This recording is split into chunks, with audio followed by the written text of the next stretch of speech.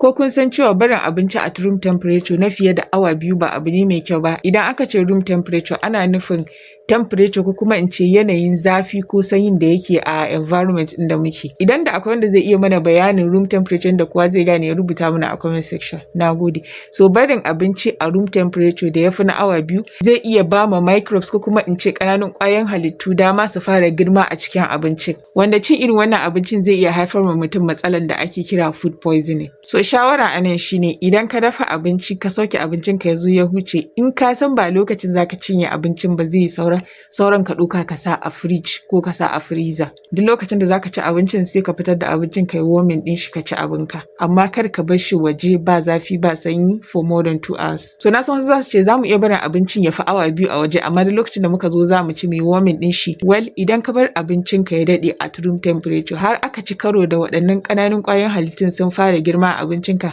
in kai warming abincin zai iya kashe waɗannan ƙananun ƙwayoyin halitta, amma maki waɗannan ƙwayoyin halittun za su iya ƙera wasu abubuwa da ake kira toxins. So idan ka ɗora abincin a wuta zai kashe waɗannan ƙananun ƙwayoyin halitta amma ba zai kashe wannan toxin ɗin da suka ƙera already ba.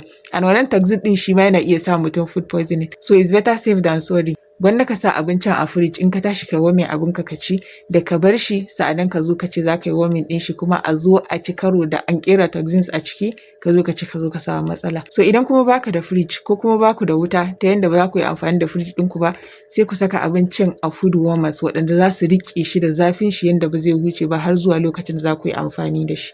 Allah ya sa mu dace.